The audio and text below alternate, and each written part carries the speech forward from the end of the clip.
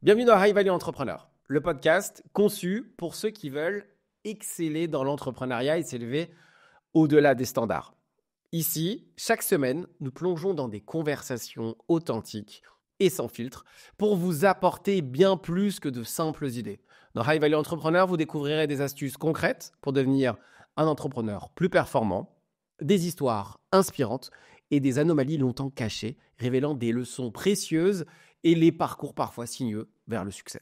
Chaque épisode est soigneusement enregistré dans le Studio 29, un espace qui personnalise totalement l'expérience d'enregistrement pour offrir un cadre unique et mémorable. Avant de commencer, j'ai une petite demande. Beaucoup d'entre vous nous écoutent régulièrement, mais sans être abonnés. Un simple clic sur s'abonner nous aiderait à continuer d'avoir des invités exceptionnels et à produire un contenu toujours plus riche et pertinent.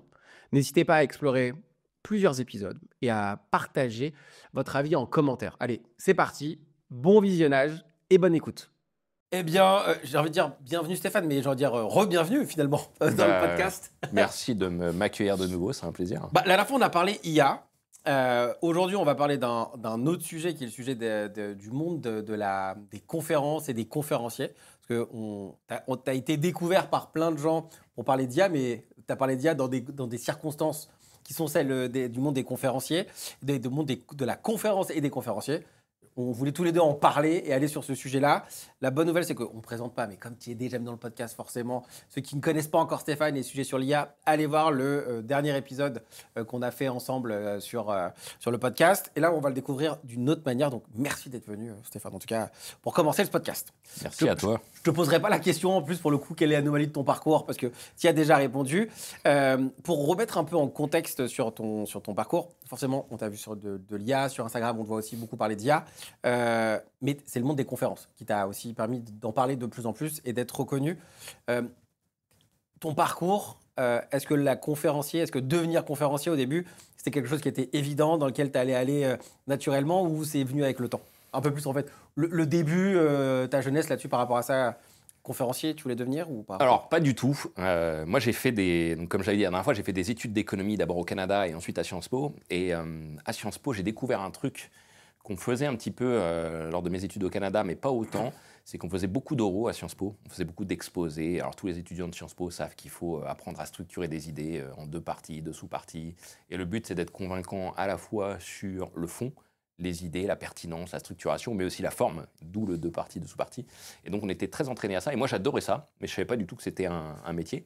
Et quand j'ai terminé mes études, j'ai travaillé pour un ami qui avait une petite start-up à l'époque qui faisait de la communication sur les réseaux sociaux et qui animait notamment des conventions d'entreprise. Et un jour, il m'a demandé de le dépanner et d'animer une convention, puisqu'il savait que j'aimais prendre la parole en public. Et donc, j'avais juste été présentateur et j'avais adoré faire ça. Et donc, les semaines d'après, quand j'ai cherché mon premier job, je postulais dans les entreprises en leur disant « Mais moi, j'aimerais faire des roadshows pour présenter vos produits, vos services. J'adore faire ça. Je suis sûr que ça a de la valeur. » Et à chaque fois, on me claquait la porte au nez. On me disait « Mais non, mais ça n'existe pas, votre truc. » J'ai des souvenirs vraiment mémorables d'entretiens où les RH ou même les managers que je rencontrais dans des entreprises qui me plaisaient me disaient « Non, non, ce métier-là, il n'existe pas. » Donc j'ai laissé tomber, quoi. Et donc, j'ai eu mon premier job dans la finance, comme j'avais raconté, dans une petite équipe de prospective en salle de marché, où vraiment par hasard, mais c'est aussi pour ça que je suis aussi darwinien et j'aime bien quand c'est l'environnement qui laisse émerger naturellement, c'est vraiment par hasard, je travaille sur l'innovation et j'ai travaillé sur l'intelligence artificielle, j'avais fait une présentation à l'époque qui avait vocation à être présentée une fois à 5-10 personnes pour tester des messages et en fait, ça a fait un buzz. Personne ne l'avait prévu. C'est vraiment pour ça que je crois autant au darwinisme. Et du coup, d'une présentation vraiment par hasard pour tester des messages, qui était mon job de l'époque, vraiment, mais plutôt travailler les idées et les diffuser ensuite dans la structure, et ben en fait, c'est devenu viral. Et je me suis retrouvé à faire des présentations parfois 2 fois par jour devant 50 personnes, des amphis 400 personnes, des all staff de 2000 personnes. Et j'ai découvert déjà que j'adorais ça. Et ensuite, ces conférences à l'époque ont été diffusées en public sur YouTube. J'étais invité à des événements fintech à l'extérieur. J'étais invité à l'époque sur BFM Business. Je faisais des chroniques sur l'IA, où j'annonçais d'ailleurs tout ce qui se passe en ce moment et tout le monde me prenait pour un fou. Et lorsque ça a commencé à se diffuser publiquement, alors là, on est en 2015-2016, là, je commençais à avoir des entreprises, tous secteurs confondus, qui m'écrivaient en me disant on a besoin d'un conférencier sur ce sujet, est-ce que vous êtes disponible? Et là, j'ai compris que c'était un vrai métier.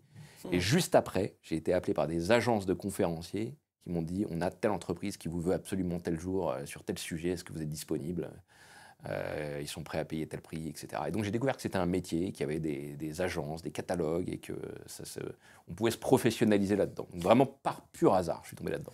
Ce qui est ouf, c'est que là, on voit toute la. Où est-ce que ça t'a mené et tout ce que ça t'a permis de faire. Je vais revenir un peu en arrière. Quand tu étais plus jeune, genre la fait de prendre la parole, c'était quelque chose qui était facile pour toi? C'est quelque chose où tu t'es dit, en fait, tu sentais que tu avais une facilité, qu'il y avait des éléments facilitants ou pas du tout?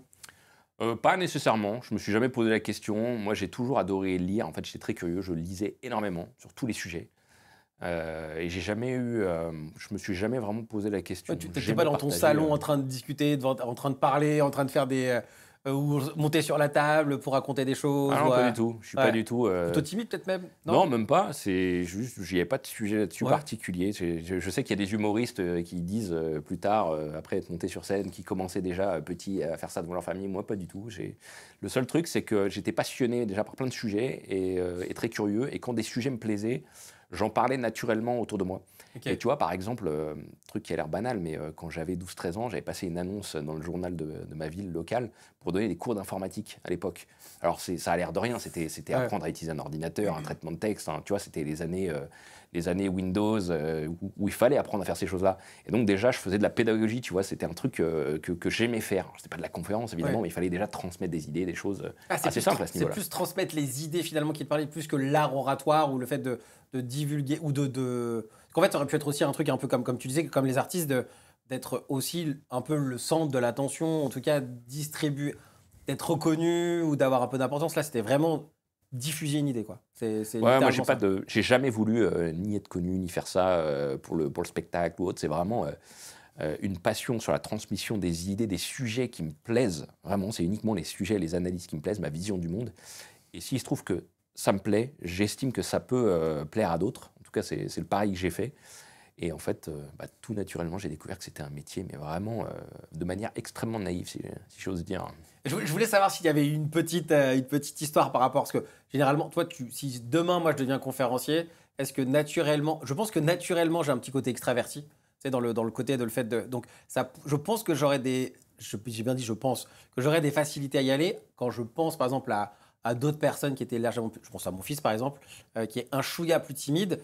Si lui demain conférencier, là maintenant tout de suite, pas forcément, en tout cas, il n'a pas de prédisposition. Alors si je pense à ma fille, elle se met dans le salon, elle fait des roues, elle va monter sur les trucs, elle chante.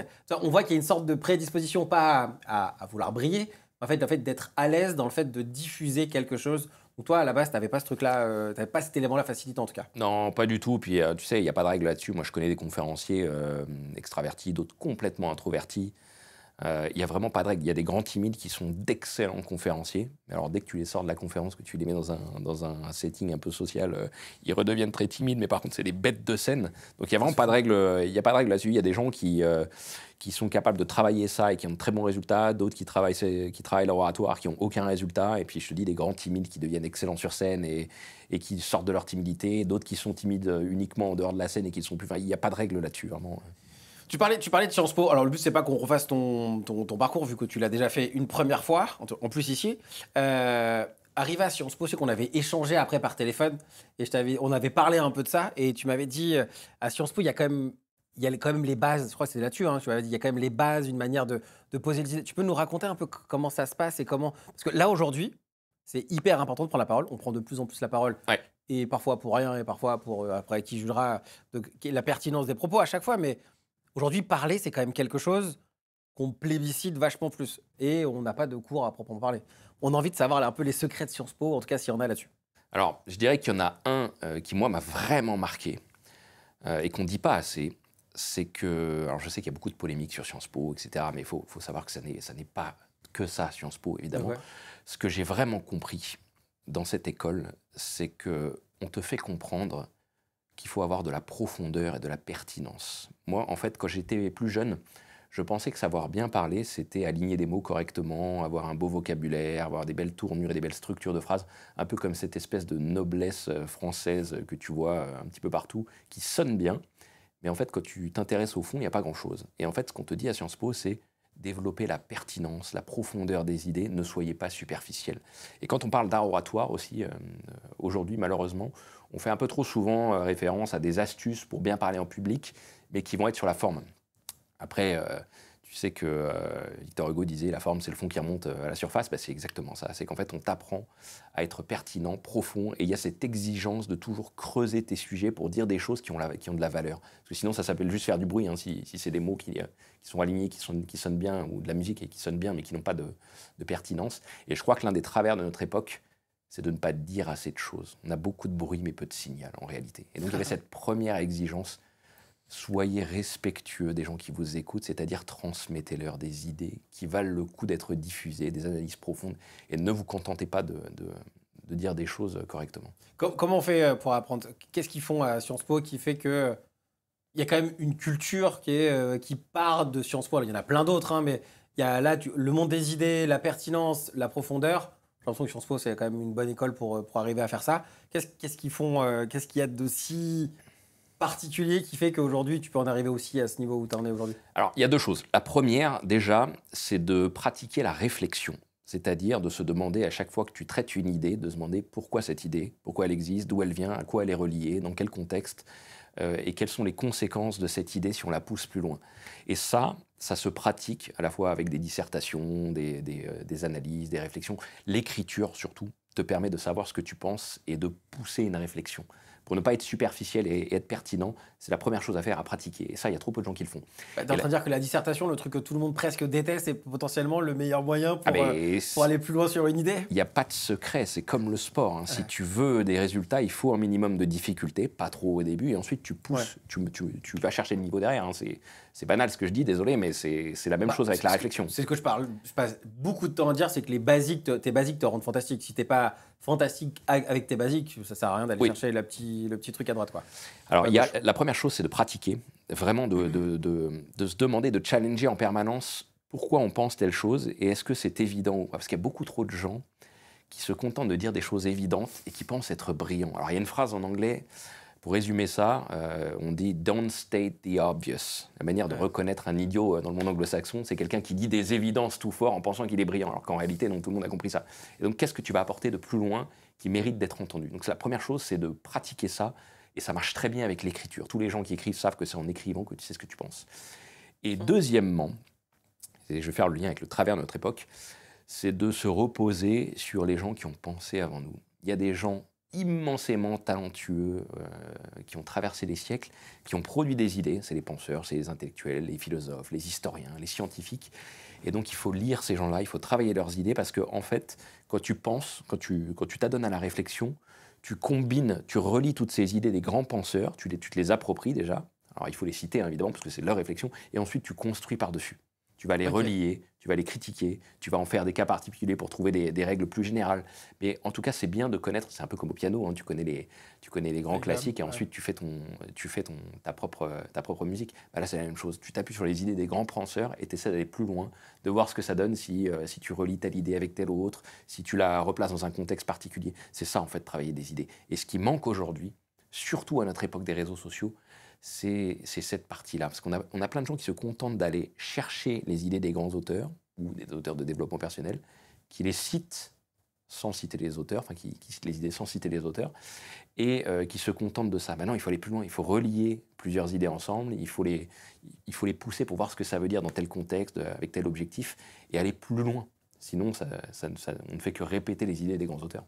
T'as l'impression qu'aujourd'hui... Alors là, il y a un mécanisme qui est hyper cool, et je pense que c'est une des raisons pour laquelle c'est si dur d'avoir... J'ai l'impression qu'il y a très peu de nouveaux penseurs.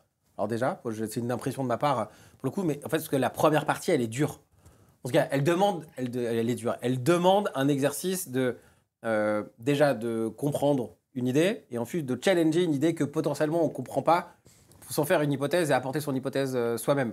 Donc déjà, les deux premiers éléments, ils demandent un minimum de connaissances, où aujourd'hui, tu regardes une vidéo 3-4 secondes et tu as l'impression d'avoir l'essence de l'idée.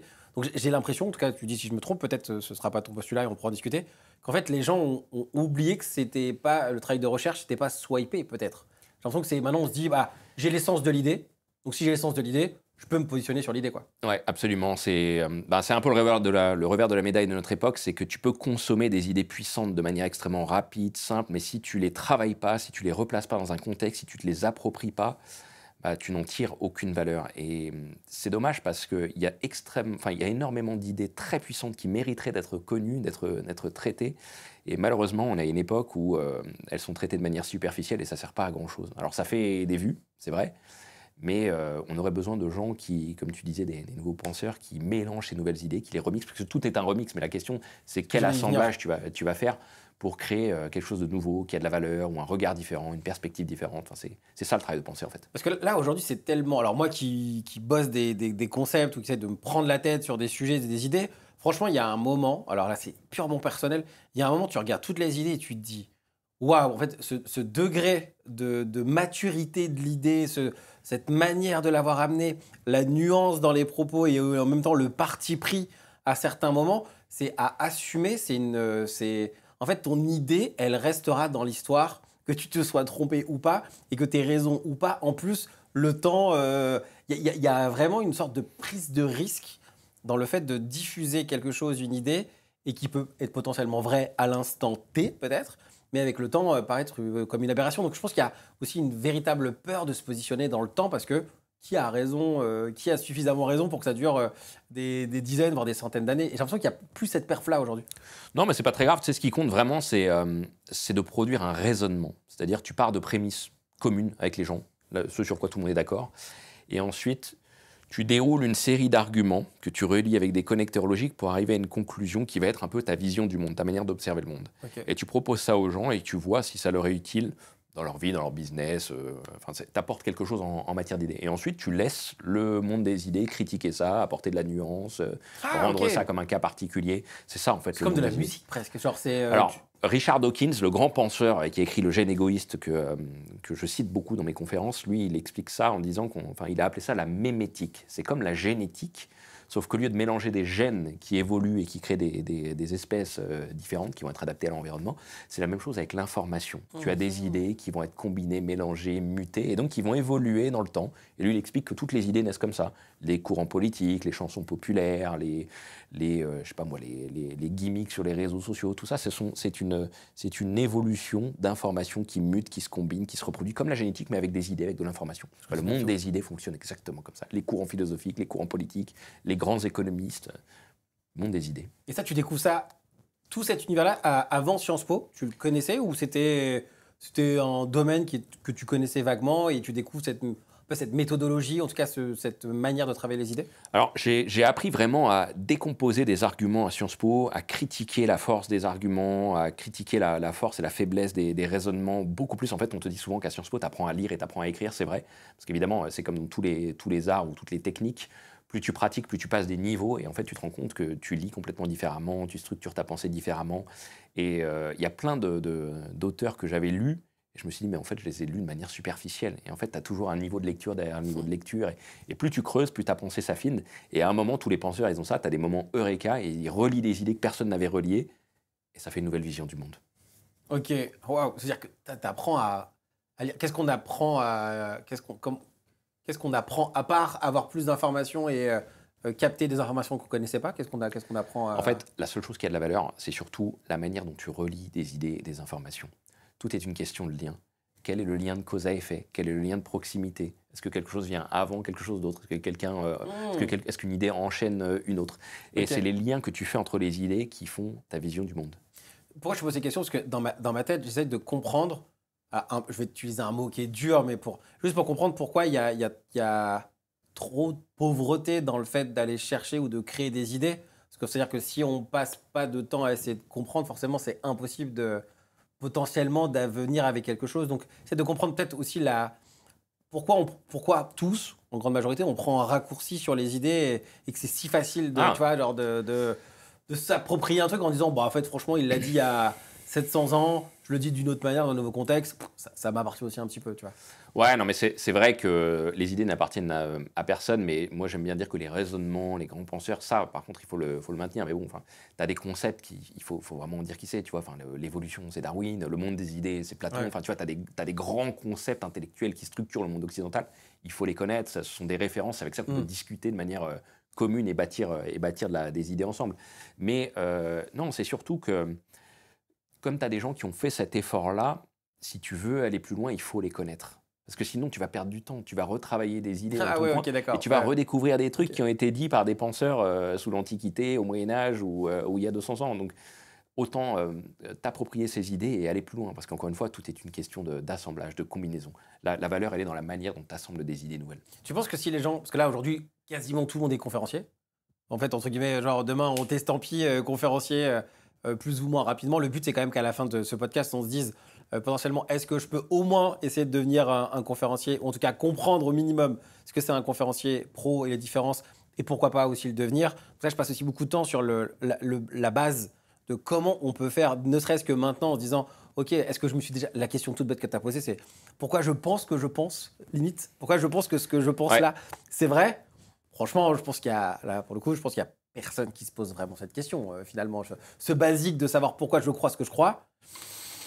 C'est le plus difficile. Et en écrivant, on se rend compte souvent qu'on pense l'inverse de ce qu'on pensait et ça nous amène sur ce qu'on pense vraiment. Moi, ça m'est arrivé un paquet de fois. Enfin, tous les gens qui écrivent le savent. Tu commences à écrire sur une de tes thèses et tu te rends compte que, mais en fait, tu penses l'inverse. Et là, ça t'amène à savoir pourquoi tu penses ce que tu penses. Et quand tu écris, surtout, il y a qui écrit, en ce moment, j'écris pas mal, ça te met de la nuance où tu pensais ne pas en mettre aussi. Il y a des endroits, en tout cas, moi, ça me fait des trucs comme ça, où je suis catégorique, et en relisant, je me dis, ça mérite de la nuance. Et des trucs où j'aurais mis de la nuance, et je me dis, non, je suis catégorique, bon, bref. Petit partage perso par rapport à ça. Qu'est-ce qui se passe à Sciences Po? Est-ce que y a un moment où tu fais une conférence qui potentiellement va changer quelque chose ou te montrer que tu prends du niveau et que tu passes à un step supérieur? Bah, en fait, je remarquais que au départ, les oraux que je redoutais, en fait, j'adorais ça. Et à chaque fois qu'il y en avait, bah, ça me plaisait de plus en plus. Et donc, j'ai découvert ce goût-là à ce moment-là, je pense.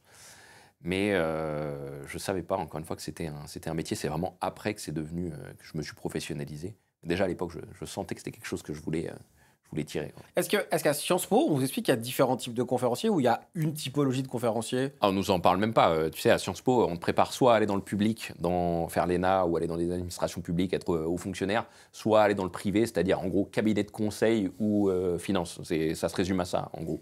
Donc, tu es en train de me dire finalement que limite l'art oratoire, c'est pour ça qu'aujourd'hui nos politiques sont si bons dans l'art de faire des annonces presque ou dans l'art de galvaniser les troupes, je vais dire les troupes, les personnes et de les scinder dans des camps. J'ai l'impression que ça. Alors en fait, c'est une conséquence de ça, si tu veux. C'est que l'art oratoire, c'est un outil qui est tellement puissant, qui évidemment est tellement séduisant pour allier des gens à ta cause. Enfin, ça marche dans toutes les situations, hein, que ce soit sur scène pour convaincre 10 000 personnes ou à une assemblée générale de copropriétaires. C'est un outil qui est extrêmement puissant et qui marche. Mais le problème, c'est que souvent, ceux qui maîtrisent toutes ces techniques d'argumentation, de communication et de persuasion passent devant les meilleurs techniciens. Et là, ça devient un problème dans la démocratie pour une raison très simple, c'est que ça a été traité déjà depuis les premiers philosophes antiques, c'est que les plus grands séducteurs, les sophistes,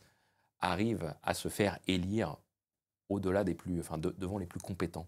Et ça, c'est un problème parce qu'en fait, ça veut dire qu'on est dans un monde où ceux qui sont bons à convaincre se font élire, alors que ça ne veut pas dire qu'ils sont bons à gouverner. Ça changera jamais, ça. C'est un truc humain, non, tu penses? Je pense que ça dépend des temps qu'on vit. Si on vit des temps difficiles, je pense que ces gens-là se font assez naturellement éliminer du système. Oui, parce qu'en fait, il y a une différence entre les paroles et les actes, finalement. Okay. Mais dans les temps difficiles, tu fais émerger naturellement des leaders qui sont à la fois bons techniquement, sur le terrain, etc., charismatiques et suffisamment séducteurs pour allier à leur cause, mais qui sont aussi pertinents pour être des leaders, faire des choses, en réalité. Aujourd'hui, on est dans une ère de la communication. Malheureusement, tu fais émerger les bons communicants, mais pas les meilleurs à prendre des décisions et à gouverner. Ah, donc ça veut dire qu'aujourd'hui, un bon conférencier est forcément en adéquation avec ses actions, entre guillemets. C'est-à-dire qu'il ne peut pas y avoir de bons conférenciers dans le temps si la capacité à se mettre en mouvement, en tout cas sur les idées, et à créer ce qu'il dit et ce qu'il prétend pouvoir faire, c'est corrélé en fait. Alors disons que chez les conférenciers, ça se manifeste en deux types de conférenciers. Ok. Les sophistes, pour reprendre mon argument d'avant, c'est-à-dire ceux qui sont là uniquement pour plaire. Ok. En gros, ceux qui font de la démagogie, ceux qui disent, alors, le conférencier, c'est en entreprise, hein, ceux qui disent aux entreprises qu'elles ont envie d'entendre et qui font surtout pas de vagues. Sur mes sujets, par exemple, ça va être de dire, vous en faites pas, l'intelligence artificielle va pas vous remplacer. Et puis tu as d'autres conférenciers, dont je fais partie, qui eux cherchent plutôt à avoir des analyses que moi j'appelle pertinentes. Alors c'est un peu arrogant dit comme ça, mais qui vont essayer de transmettre de la valeur, quitte à ne pas plaire. Quand je dis, par exemple, comme on a parlé la dernière fois, on vit la fin du salariat et les gens qui restent salariés dans pas mal de secteurs sont pas forcément les plus compétents, c'est un truc qui est dur à entendre. Mais je pense que ça a de la valeur. Alors évidemment, c'est pas bien tu pour fais être pas des copains tout de suite, quoi. Pas partout, c'est pas très populaire de dire ça. Mais je pense que ça apporte plus de valeur. Et donc la question, c'est ce mix entre avoir le courage de dire des choses difficiles à entendre, mais qui ont de la valeur, qui permettent de prendre des décisions, d'agir, de restructurer des boîtes, de prendre des décisions de sa carrière, ou au contraire, de chercher uniquement à séduire et à vendre des conférences. C'est trouver le sweet spot entre les deux, quoi. Parce que là, si je prends ton point de vue, ça veut dire qu'aujourd'hui, on est dans une valorisation dans la manière dont les gens parlent qui serait sur du sophiste. C'est-à-dire que tout le monde peut dire absolument ce qu'il veut. De toute façon, il n'y a rien qui est prouvé. Donc si, entre guillemets, rien n'est véritablement prouvable, c'est potentiellement la vérité aussi. C'est-à-dire que si aujourd'hui, l'idée est bonne et que les actions sont presque vérifiables, ça suffit largement pour avoir... Je suis même pas sur ce niveau d'analyse. Là, je suis juste en train de dire que tu as des gens qui tiennent des discours qui ne sont pas forcément populaires et qui prennent un risque en disant ces discours-là, mais en estimant que ça aura de la valeur, que c'est pertinent et que c'est utile. Et à l'inverse, tu as des gens, alors que ce soit des politiques ou des conférenciers, dans le cas de mon métier, qui préfèrent rester sur la surface, faire de la démagogie pour ne surtout pas déplaire, mais continuer à être écouté. Et la question, c'est à quel point tu veux être écouté, à quel point tu veux être utile. Et à mon sens, plus tu veux être pertinent et utile, plus tu risques de te mettre une partie à dos du public, mais c'est le risque aussi. Franchement, c'est quasiment les mêmes problématiques dans les industries où il y a des gens qui écoutent à grande échelle. Quand je parle d'écouter, ça veut dire des scènes, la musique, tout ce qui réunit du monde. Dès que tu es visible et que tu as un public, tu ne peux rien dire, parce que par définition, dès que tu t'engages d'un côté, tu te mets à dos l'autre côté. C'est pour ça qu'une élection en politique, ça se gagne souvent au centre. Il faut faire plaisir un petit peu de chaque côté autour du centre pour avoir l'électeur médian, comme on dit. C'est la même chose. Et puis tu sais, c'est aussi pour cette raison que la communication corporate dans le monde des entreprises, ça ne sert plus à rien.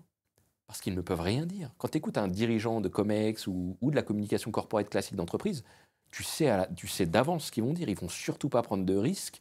Ils vont dire un truc bien démagogique, populaire, surtout pour ne pas faire de vagues. C'est beaucoup trop risqué. C'est pour ça que ça n'a aucun intérêt d'écouter des conférences de dirigeants de Comex. Tu sais, moi, j'assiste souvent à des conférences, à des événements où tu as des dirigeants de grands groupes qui vont faire une conférence sur tel ou tel sujet. Mais ça n'a aucun intérêt. Ils peuvent rien dire.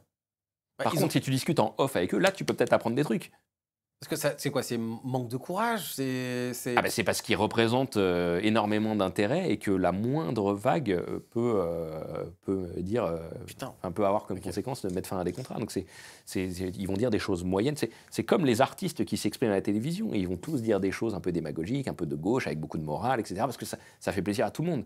Mais tu ne sais pas ce qu'ils pensent en réalité. C'est pareil pour la communication corporate. C'est arrondir des sujets pour ne surtout pas blesser, ne surtout pas heurter, et que les gens continuent à acheter des produits, des services, à maintenir la réputation de la boîte, etc. Tu penses qu'on peut en descendre encore plus bas dans le fait de ne pouvoir rien dire? Parce que là, finalement, dans ce que je comprends, c'est forcément, moins il y a de gens qui vont se positionner, plus les idées, le moment...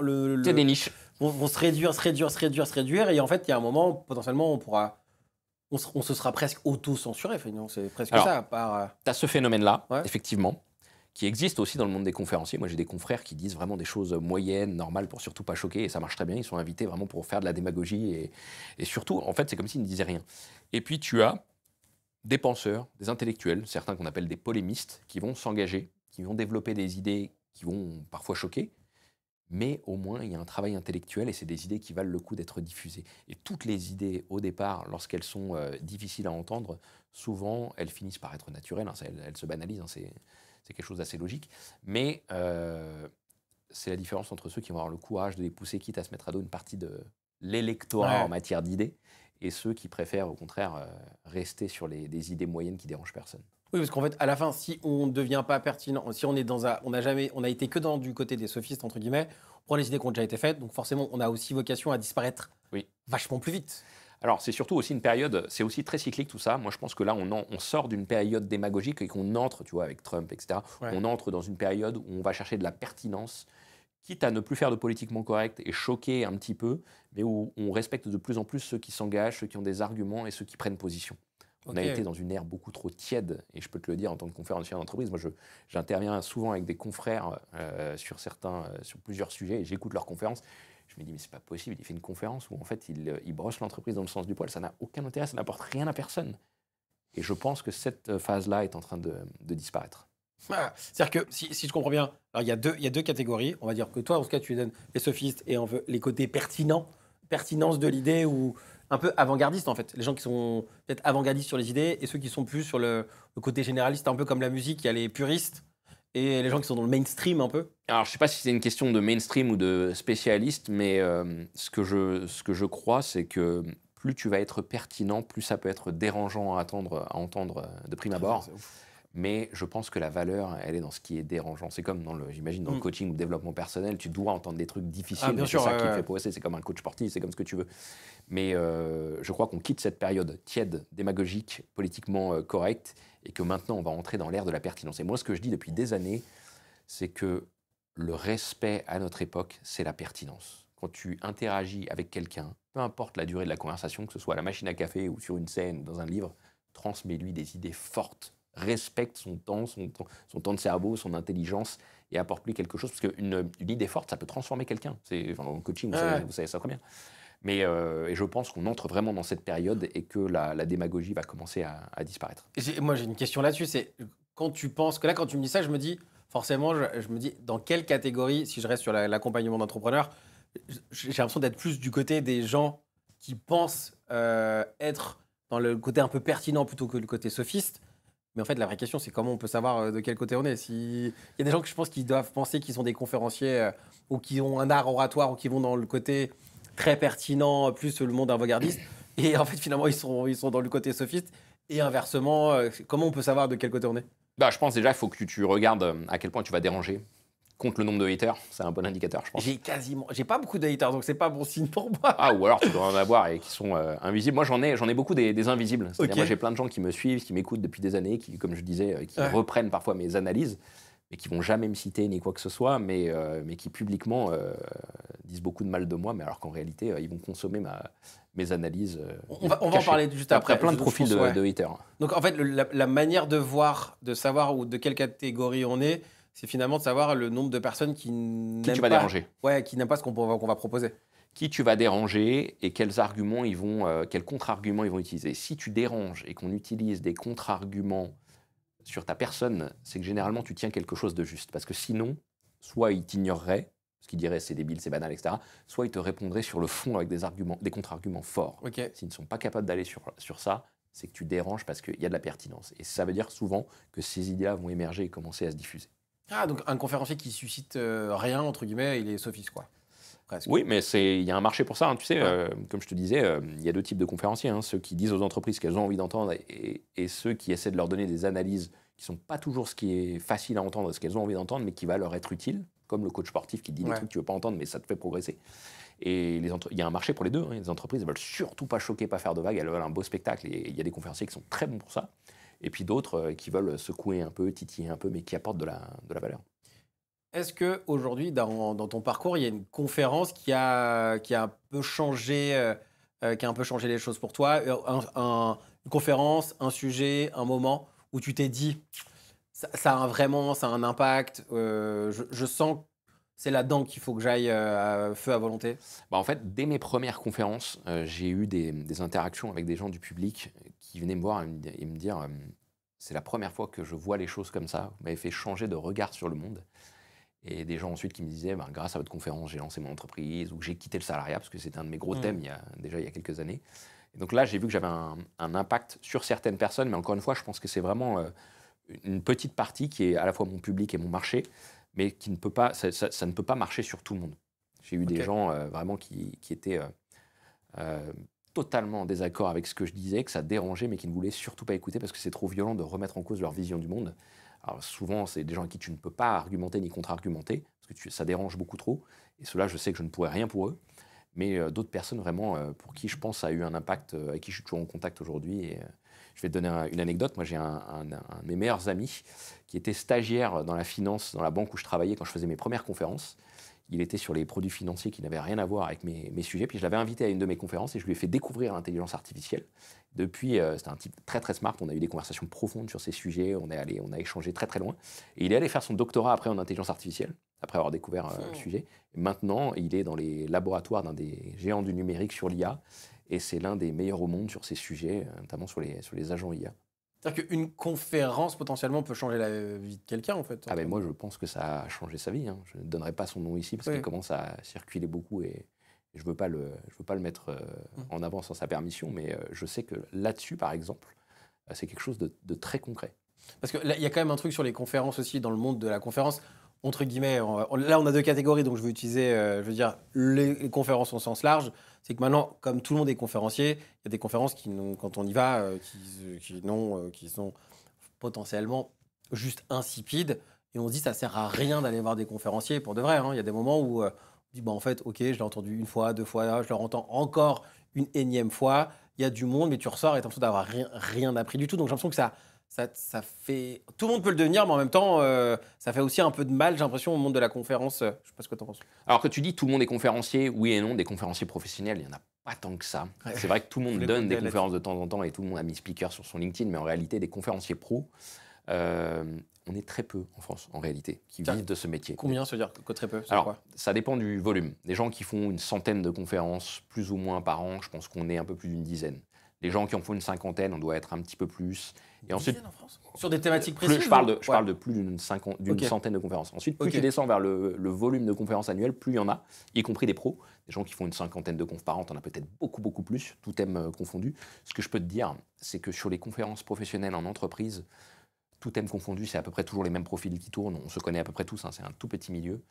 Mais effectivement, et puis tu as deux types de conférenciers. Tu as les conférenciers professionnels qui ne font que ça et qui l'assument publiquement. Ok. Parce que tu as des conférenciers qui sont souvent des intellectuels, des écrivains, etc., qui disent pas qu'ils sont conférenciers, mais leur business model de vie, c'est de faire que des conférences, mais ils n'osent pas l'assumer. Et puis inversement, tu as des professionnels qui qui sont pas conférenciers professionnels, mais qui ont un métier et qui de temps en temps donnent des conférences parce qu'ils ont une expertise très spécifique sur leur métier et donc ils vont en parler à droite à gauche. Donc c'est vraiment ces deux catégories différentes. Les deux marchent très très bien.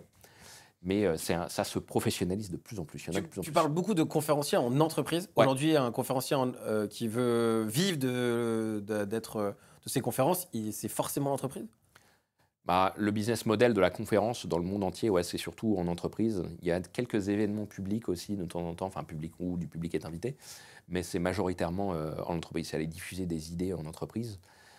Puis là, c'est pareil, tu as deux types de conférenciers. Tu as ceux qui écrivent des conférences à la virgule près et qui vont aller jouer comme un one-man show. Alors ça, c'est des vrais artistes. Hein. Moi, je ne sais pas faire ça. Hein. J'ai commencé comme ça dans mes premières conférences dans la finance, mais je n'étais pas très très bon là-dessus. Donc, j'ai complètement changé d'approche. Et puis, tu as des conférenciers qui développent un système de pensée et qui vont aller traiter un sujet en entreprise selon un timing donné d'avance, selon une problématique données en amont. Enfin, tu vois, c'est une autre manière d'aborder les choses. Mais tu as vraiment les deux. Tu as le spectacle one-man show et puis le conférencier analyste qui est là pour transmettre de la pertinence avec évidemment une partie forme parce qu'il faut que ce soit agréable, il faut que ce soit un peu qu'il y ait un petit côté spectacle pour que les gens restent accrochés, tenir l'attention, etc.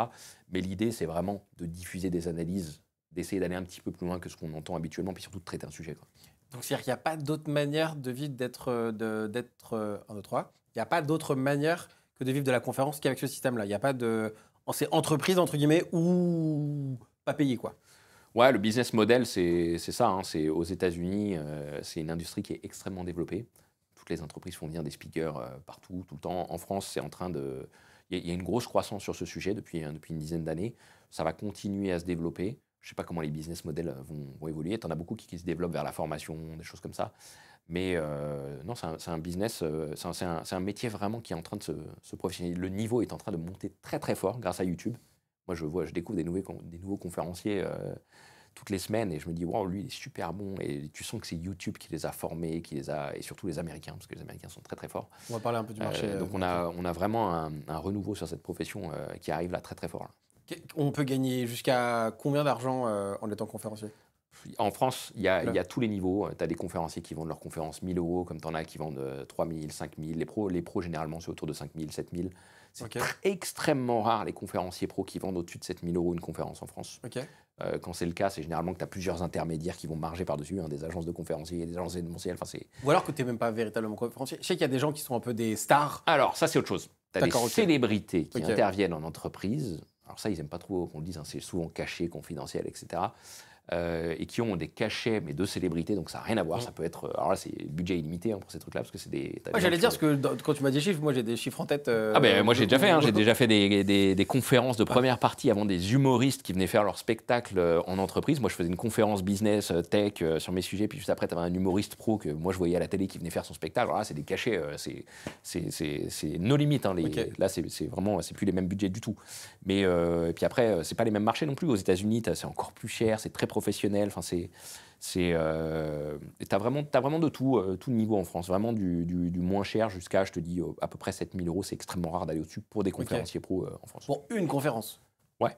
Oui, donc c'est-à-dire que c'est quand même un métier où on peut quand même relativement bien gagner sa vie. Ah bah, de manière si tu globale. arrives à en faire beaucoup, si tu es très souvent sur scène, oui, mais c'est aussi très difficile, hein, tu sais. Il faut d'abord être reconnu avant d'être appelé très souvent. Moi, j'ai des confrères qui font plus d'une centaine de conférences par an.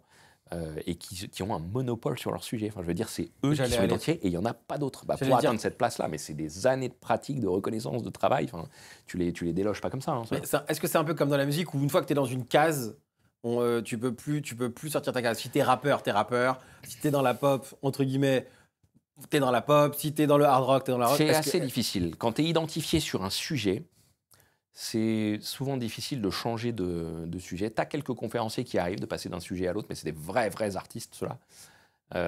Mais c'est extrêmement rare. Généralement, tu montes de manière un peu darwinienne parce qu'on Oui. on t'identifie à un sujet et tu tournes dessus. Et après, c'est aux conférenciers vraiment de se renouveler, de s'adapter, d'étoffer, d'élargir, enfin, d'aller sur d'autres sujets progressivement, mais en lien avec ces thèmes de départ. Chacun a des stratégies différentes. Moi, j'ai des confrères qui font ça très bien, mais ça reste toujours autour de leur expertise de base, enfin, ce qui les a fait émerger. Mais l'enjeu, en fait, dans notre profession, c'est de se renouveler, c'est de faire parce que nos analyses, en fait, elles deviennent banales, elles se diffusent publiquement, et donc il faut qu'on ait un temps d'avance en entreprise avec une partie des analyses qui ne sont pas encore publiques, avant que ça devienne des commodités disponibles en ligne partout. C'est-à-dire que si on fait la secret sauce, en tout cas la recette, le monde des idées, lire des idées, opposition, regarder pourquoi on croit ce qu'on croit, essayer de se positionner un petit peu sur est-ce qu'on est plus... On va aller sur le généraliste, facile, entre guillemets, mais malheureusement très peu identifiable, ou alors sur le côté un peu plus pertinence, où ça va être un peu plus dur, mais par contre hyper identifiable, pour ensuite aller choisir dans la thématique. Est-ce que le choix de la thématique, c'est... Parce que demain, imaginons, moi je veux aller parler de maternité. Est-ce qu'on choisit ces thématiques selon les demandes? Est-ce qu'on choisit par rapport à soi? C'est quoi le Alors conseil là, le là-dessus? sujet que tu abordes, c'est le sujet de la légitimité. Ça, c'est un énorme sujet. Qu'est-ce qui fait que tu es légitime à parler d'un sujet? Moi, j'ai eu ce sujet-là parce que moi, je parlais d'intelligence artificielle alors que je n'étais pas chercheur et que je faisais plus de code depuis longtemps. Ce qui fait une légitimité... Il y a plusieurs formes de légitimité. La première, c'est d'abord d'avoir quelque chose à dire. Et pour avoir quelque chose à dire, la première légitimité, c'est le travail. Quand tu as travaillé des milliers d'heures sur un sujet, même que tu l'approches en tant que journaliste, en tant que conférencier, en tant que consultant, en tant que coach, en tant que ce que tu veux, si tu as passé des milliers d'heures sur un sujet, que tu as du fond, que tu as une vision du monde, déjà tu as une légitimité. Transmettre tout ce mix, cet arrangement de milliers d'heures de travail et le restituer comme une œuvre. Voici ma réflexion au monde. Ça, c'est une forme de légitimité. Ouais, c'est genre, mon travail est suffisant pour que je puisse m'exprimer sur Voilà. ce sujet. Ok. Tu as une autre forme de légitimité, on en a parlé, c'est la célébrité. Tu as des conférenciers d'entreprise qui sont invités juste parce que c'est des stars. Alors souvent, ils n'ont pas grand-chose à dire en conférence. Ce n'est pas des conférences où il y a beaucoup de fonds, mais les entreprises sont très contentes parce qu'elles ont une star. Ça marche très bien. Parce qu'elles ont accompli aussi Ouais. quelque chose qui leur permette au moins d'être reconnues comme Ils étant... sont légitimes parce qu'ils ont fait quelque chose dans leur job. Mais si tu veux, c'est souvent pas la qualité de la conférence pour laquelle on les invite, c'est parce que c'est une célébrité et qu'ils sont légitimes pour ça. T'invites Ok. je sais pas, une star du foot, un entraîneur, un machin. Il va transmettre sa vision du monde, mais c'est la raison pour laquelle l'entreprise l'invite, c'est surtout parce qu'il est connu et qu'il est légitime pour ça. Et Ok. c'est très bien, c'est une raison comme une autre. Ensuite, tu as la légitimité de ton track record. C'est la légitimité que les gens préfèrent généralement, c'est qu'est-ce que tu as fait. Et pourquoi tu es légitime pour en parler? Parce que tu as fait quelque chose. Tu as été un grand patron, tu as été un grand artiste, tu es un chercheur en intelligence artificielle pour parler d'intelligence artificielle, ou Dans mon cas, tu fais de la prospective et tu t'es pas trop trompé sur les 10 dernières années. Donc, ton track record, c'est toutes tes prédictions des dernières années. Tu vois, donc, toute forme de légitimité, tu peux la défendre, mais il faut qu'elle soit forte. Et ensuite, tu la défends selon l'angle. Moi, j'ai des confrères, tu vois, qui sont lancés en conférencier d'entreprise parce que ils ont été les meilleurs commerciaux dans leur vie. Et donc, c'est des très bons commerciaux, ils peuvent parler de vente. Tu as des conférenciers qui se lancent parce que c'est d'anciens start-upers et donc ils ont des choses à dire là-dessus. Tu as des conférenciers qui se lancent parce que ils ont été grands sportifs et ils ont une méthode particulière. Tu as des conférenciers philosophes qui ont vendu des milliers, des dizaines de milliers de bouquins. C'est une légitimité comme une autre. Tu as des conférenciers qui se lancent. Alors, il y a eu ça aussi à une époque parce qu'ils ont un doctorat. Légitimité en plus. Il est docteur, donc on l'écoute. Donc, tu vois, la légitimité, tu peux la défendre de plein de manières différentes, mais il faut vraiment un socle quand même assez fort. D'où le fait, après, tu peux avoir des compétences, mais pas savoir bien les exprimer, encore une fois. C'est-à-dire que tu peux très bien être... On parlait encore tout à l'heure de celui qui maîtrise techniquement et qui, malheureusement, a du mal à l'exprimer derrière. Donc, c'est-à-dire que c'est même pas parce que tu es compétent sur le sujet que tu seras bon à t'exprimer dessus. Alors ça, tu vois, moi, j'ai beaucoup eu ça dans mon secteur. Tu as énormément de conférenciers qui se sont lancés parce qu'ils étaient techniquement bons sur mes sujets, notamment l'intelligence artificielle, mais qui n'étaient pas très pédagogues. Et donc, leur légitimité, c'est d'être des vrais chercheurs dans les laboratoires, etc. Donc, ils ont des choses à dire, mais tu n'en feras pas un spectacle à l'américaine comme un conférencier sur la vente qui est reconnu comme le meilleur, tu vois. C'est pas du tout la même chose.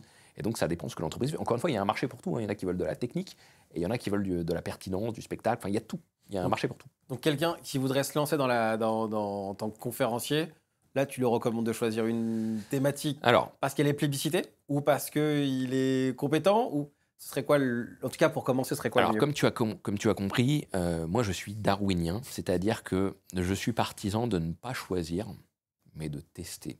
Tu testes, tu testes plein de choses et tu laisses le marché décider là où est ta valeur.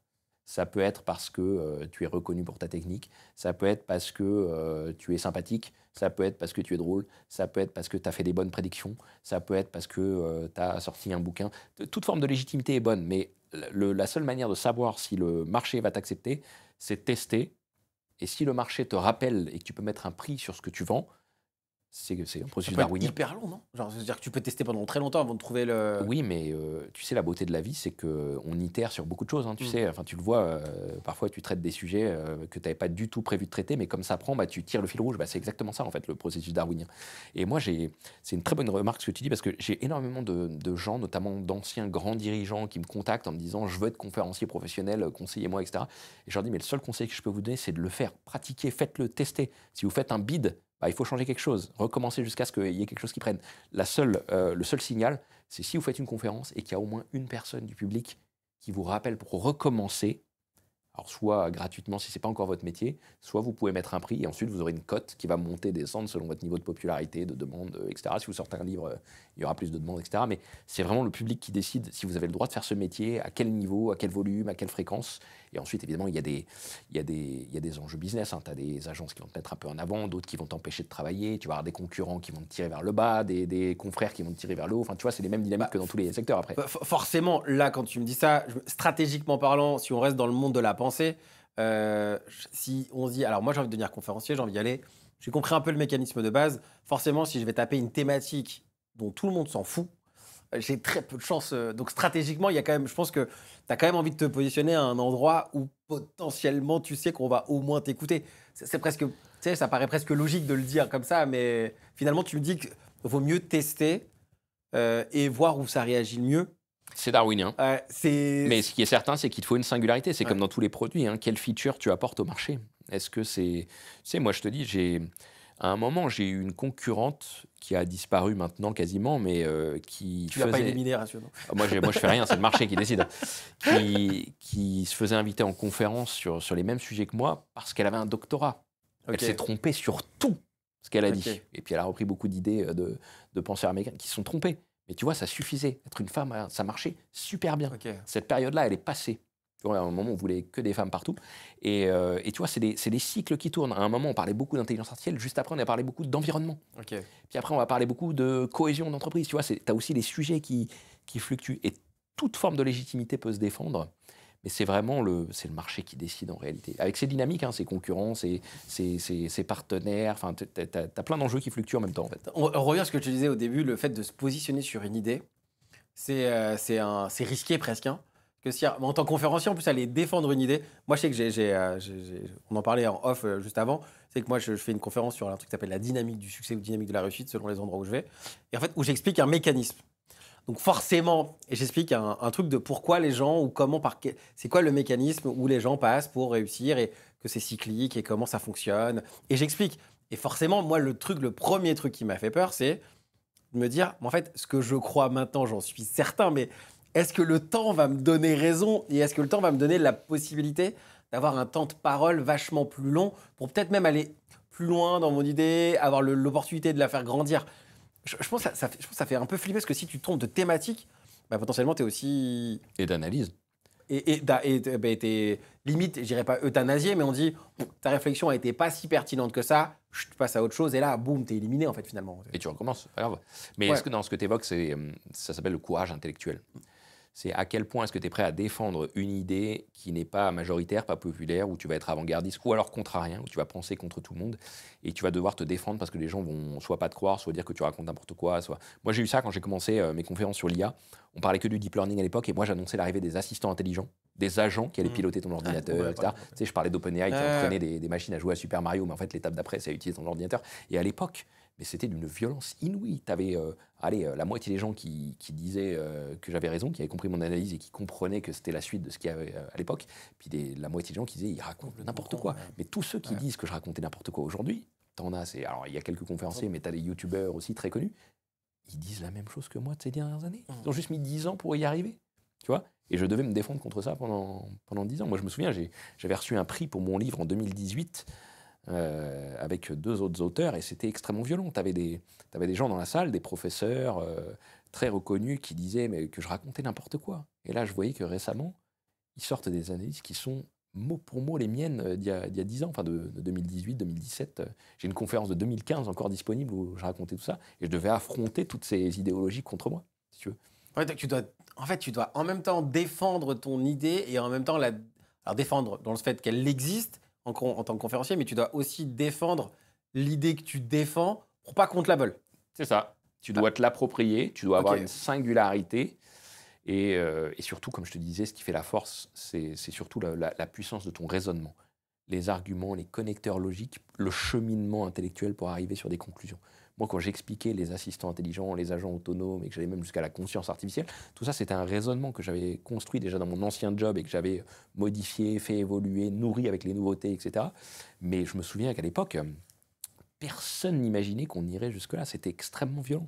Et bah, de la même manière, aujourd'hui, quand j'explique que le salariat est en train de disparaître, j'ai des levées de boucliers, mais c'est pas grave, je pense que j'ai raison, j'irai jusqu'au bout. Alors moi, je suis relativement d'accord avec toi. Hein. Ben, les chiffres commencent à me donner raison, mais si ouais. tu veux, c'est hyper. Tu sais, il y a énormément d'intérêts contradictoires là-dessus, enfin d'intérêts que je vais déranger. Hein. Bah, Elon Musk, t'as vu ce que je crois qu'il a dit que limite bientôt le travail ce sera comme un hobby. Ah ben le travail humain, moi je pense que le travail humain va disparaître, hein, c'est ce que j'avais dit la dernière fois dans ton podcast, je l'assume, je le défends, mais en face, tu as des gens qui ont une communication à tenir pour ne surtout pas faire peur. Moi j'ai beaucoup d'entreprises qui commencent par me dire s'il vous plaît, ne dites pas que le travail va disparaître. Je leur dis, oui, mais. C'est le principe de ma réflexion.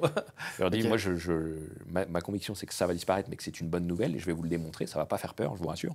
Mais soyons honnêtes intellectuellement, parce que tu as une immense, comme je te disais, tu as une immense démagogie dans la communication corporate qui consiste à ne pas faire peur. C'est comme en politique. Si tu fais peur, tu perds des électeurs. Ben là, une entreprise, c'est pareil. Si tu fais peur, tu fais bouger le cours de bourse dans les cas extrêmes. C'est extrêmement dangereux. Et donc, il faut des gens qui pensent, des conférenciers, mais pas que, enfin des influenceurs, des coachs, ce que tu veux, qui vont un peu à contre-courant, qui disent des choses que personne ne peut dire, mais qui doivent être réfléchies, structurées, fortes. Des vrais raisonnements. Je vais te filer ma course, tu vas me faire un débrief. tu me diras ce que tu en penses. Comment on fait pour trouver des clients au début parce que faut se faire connaître, faut avoir des bonnes idées, faut jouer sa thématique, faut être un peu une réflexion. Genre, ça se passe comment? Faut Il y a plein de manières. Faut faire du gratuit d'abord, faut être payé tout de suite. T'as plein de manières d'arriver sur le marché. Moi, j'y suis arrivé par des vidéos YouTube. On m'avait demandé Alors déjà, je faisais des conférences d'abord dans mon ancien métier quand j'étais salarié, puis des gens de l'extérieur étaient venus, puis ils m'avaient invité à l'extérieur, ça avait été filmé, mis sur YouTube, donc on m'avait identifié comme faisant des conférences. Mais ça peut être un auteur. T'es un auteur qui a sorti des livres et tu te présentes comme conférencier et tu dis que tu peux faire des conférences, bah, peut-être que les entreprises ont commencé à t'inviter. En fait, il faut te signaler sur le marché d'une manière ou d'une autre. Tu peux être influenceur, tu peux utiliser les réseaux sociaux, mais ce qui marche le mieux, le business model de tous les conférenciers qui marchent, c'est le repeat business. Tu fais une conférence. Si tu as été accepté par le marché, si ce que tu as dit a été pertinent, bien reçu, que c'était agréable, etc., il faut qu'il y ait au moins une personne qui te rappelle pour recommencer. Et ensuite, ça lance une suite géométrique. Il ne faut pas que ça s'arrête. Ok. Tu vois, nous, pendant le Covid, ça s'est arrêté, donc on a dû relancer la machine. Ok. Ça a pris du temps. Mais le secret de ce métier-là, c'est vraiment, il faut que les gens te rachètent des conférences quand tu en as bien, quand tu en as fait. Et c'est un vrai test, en fait, sur la qualité de ce que tu fais, parce que si tu n'es pas rappelé, c'est que tu n'as pas été assez bon et que tu dois retravailler encore davantage. Et puis, comme je te disais, l'autre enjeu, c'est de se renouveler tout le temps, quoi, parce que nos idées deviennent banales. C'est le problème du monde des idées, et la beauté aussi d'Internet, c'est que les idées deviennent très vite mainstream, et du coup, tu vas avoir une longueur d'avance. Surtout que maintenant, tout le monde est sur les mêmes thèmes, que ce soit l'IA, la vente, la cohésion d'entreprise, les sujets environnementaux, enfin tout le monde est sur ces grands thèmes, tout le monde a des analyses qui se ressemblent, etc. Donc il faut te différencier en permanence, aller plus loin, avoir des angles différents, enfin toujours te singulariser et essayer d'exister justement dans cette singularité. Alors j'ai 2 questions qui viennent, c'est comment on fait pour améliorer, après on va parler aussi de la concurrence, parce que là forcément il faut savoir gérer sa concurrence, sa crédibilité. Comment on fait pour améliorer une conférence? Qu'en fait finalement, quand tu fais une conf, alors au pire, t'as des retours au mieux tu as des retours positifs, au pire t'as pas de retour. Comment tu fais pour savoir Ou au pire, c'est catastrophique. Hein. Je connais des gens qui ont donné des confs et c'était catastrophique. Ah oui, j'en connais. Oui, c'est vrai que et les entreprises étaient furieuses et il y a de tout, hein, vraiment de tout. j'ai pas pensé au cas catastrophique. C'est vrai que j'en ai vu quelques-unes où tout le long tu te dis oh, c'est dur, c'est long, c'est compliqué. Allez, on va prendre le cas où de toute façon si c'est catastrophique, au moins on te le dit. Mais quand tu es le pile entre les deux, Ouais. parce qu'en fait si tout est bien, il y a juste à descendre et les gens viennent te voir, te disent ah j'ai adoré, j'ai adoré. Quand tu es pile entre les deux, comment tu fais pour améliorer ça? Alors, il y a 3 choses pour faire une conférence de qualité, selon moi. Hein, je le dis avec mes biais et mon expérience, hein, ça peut être faux, mais en tout cas, c'est ce que je crois. Premièrement, comme je te disais, tu as le fond. Être pertinent, dire des choses fortes et faire des raisonnements de qualité, des raisonnements solides. C'est-à-dire, tu as vraiment pris toutes les failles possibles et tu les as critiquées. Enfin, tu as un truc qui se déroule et qui apporte de la valeur. Et deuxièmement, la forme, la manière dont tu vas le dire, l'angle que tu vas apporter qui est un peu différent, ce qui fait que ça va être agréable ou pas, etc. Et troisièmement, qui englobe un peu les deux, l'énergie. Parce que ça reste quand même de la scène, un peu de spectacle, etc. Donc il faut qu'il y ait une espèce d'énergie humaine un peu invisible qui fait que, entre guillemets, tu vas un peu hypnotiser la salle, tu vas faire passer un bon moment.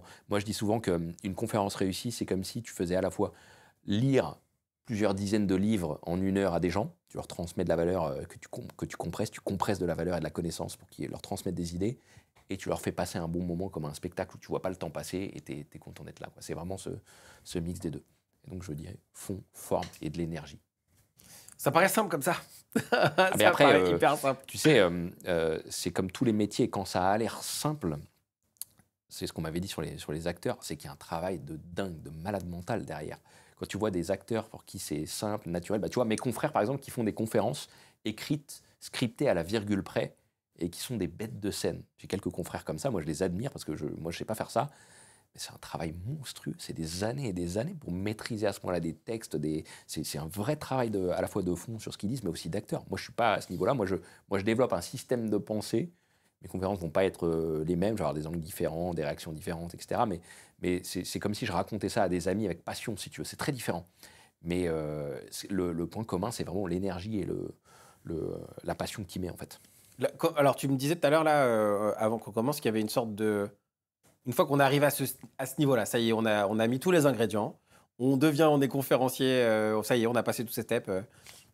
Avec un peu de chance, vous avez passé vite grâce à Stéphane.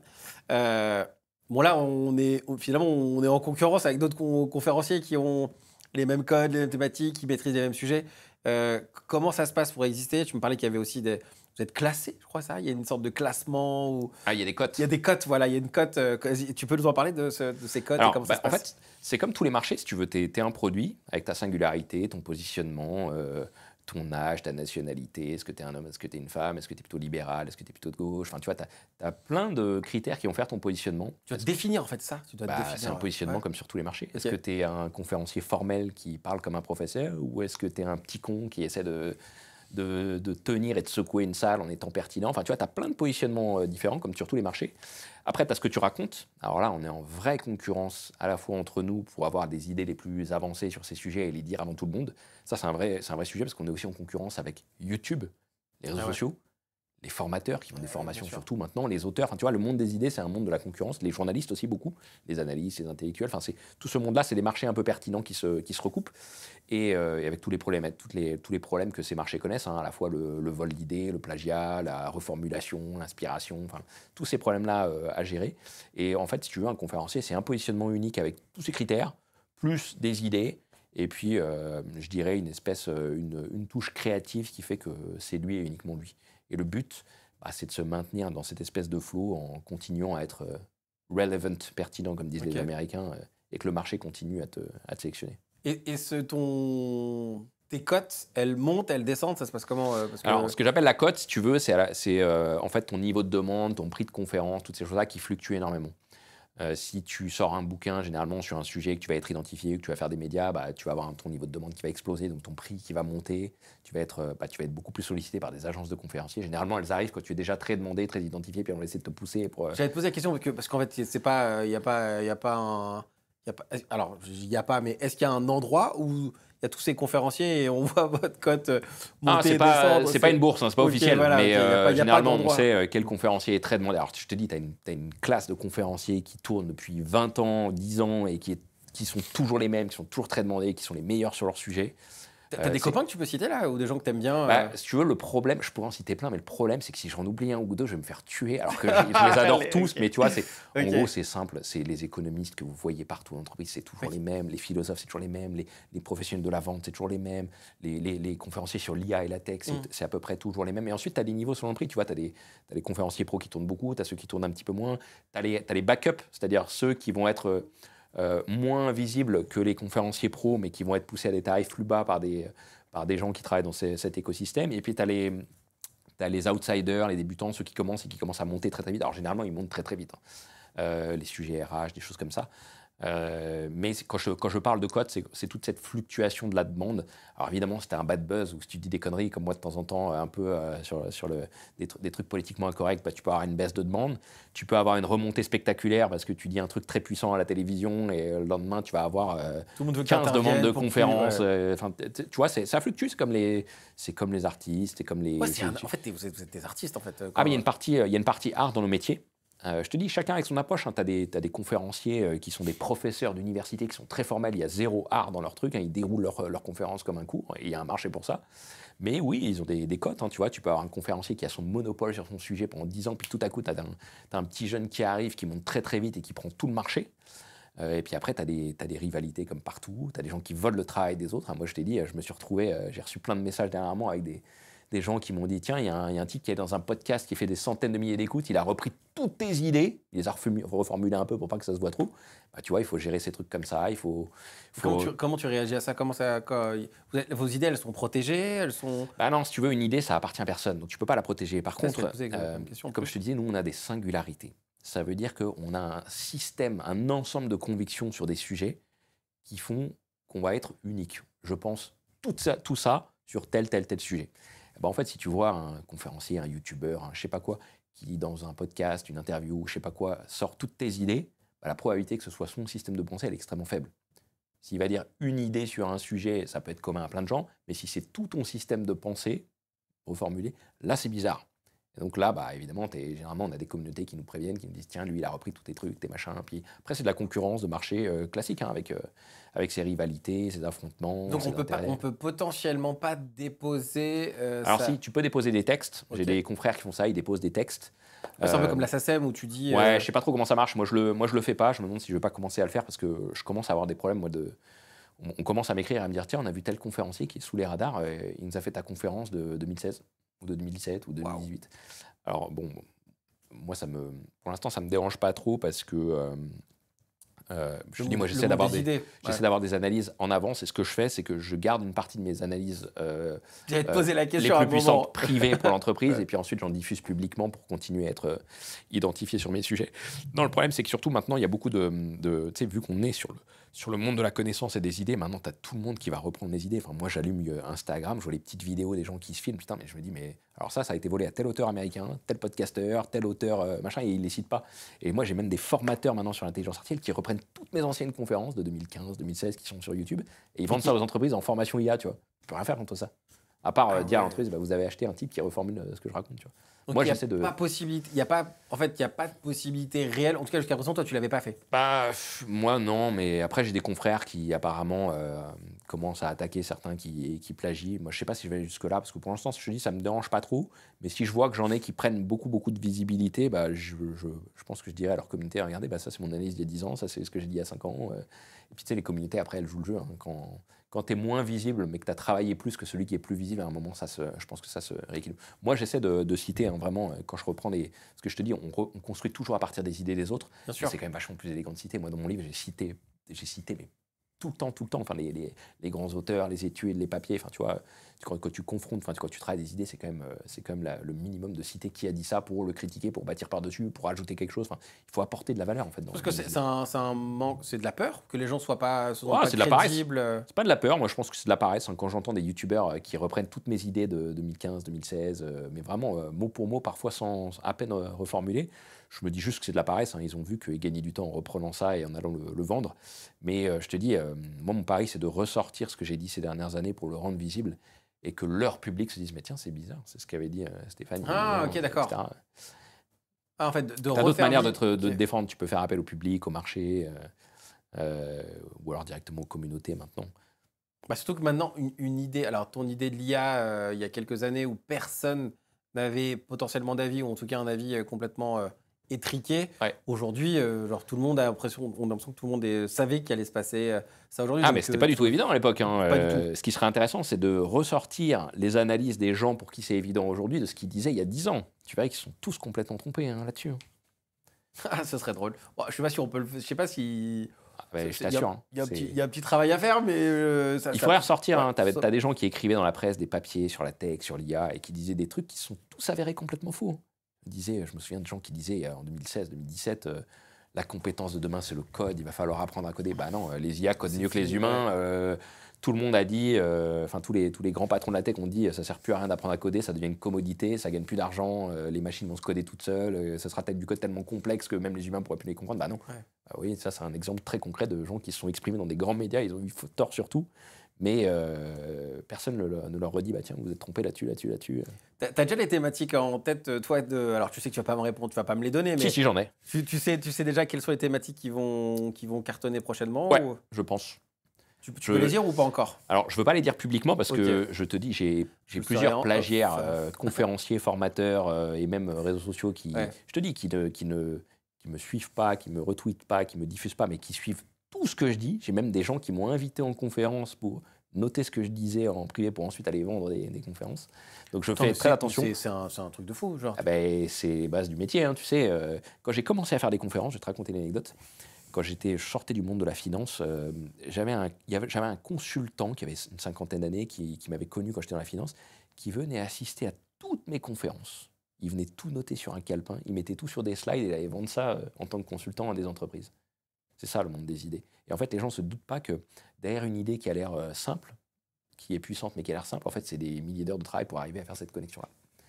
Et du coup, depuis ce jour-là, si tu veux, j'essaie un peu d'arranger mon business model avec des idées que je rends publiques et d'autres que je garde privées. Alors, j'ai des sujets, je ne veux pas les dire publiquement, mais je fais comme les humoristes, tu sais, qui testent à la fin de leur spectacle quelques sketchs. Bah, moi, je teste quelques idées dans mes conférences, voir comment ça prend, comment ça résonne, parce que en fait, les humains ont toujours les mêmes réactions. Hein.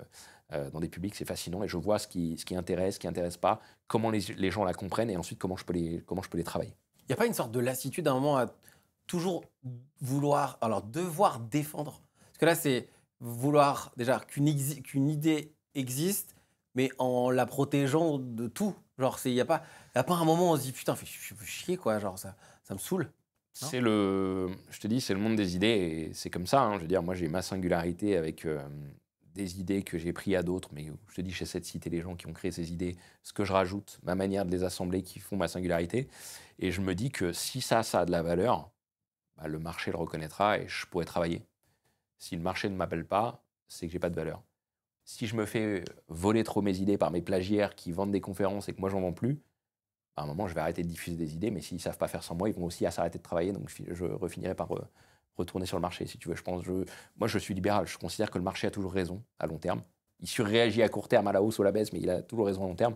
Et donc moi, si tu veux, je joue le jeu avec passion sur mes idées. je te dis, avec mon business model qui est une partie privée en entreprise et une partie publique.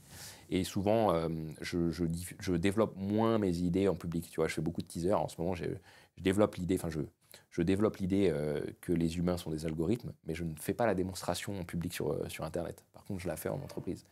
Ah, mais là, tu me dis ça, j'ai trop envie de Et savoir. du coup, quand mes plagiaires volent la punchline, ils peuvent pas faire la démonstration. Ok. Donc, ils peuvent pas trop l'utiliser. Donc, tu vois, tu as des manières de Ah, mais faire. je crois avoir compris l'idée de ce que tu veux dire, algorithme. Ok. Je te poserai pas la question, je te la poserai en off, mais je crois avoir compris. On avait discuté un peu, donc ça me revient en tête. Est-ce que le marché aujourd'hui des conférenciers en France, c'est quelque chose qui est intéressant d'être fait, de faire?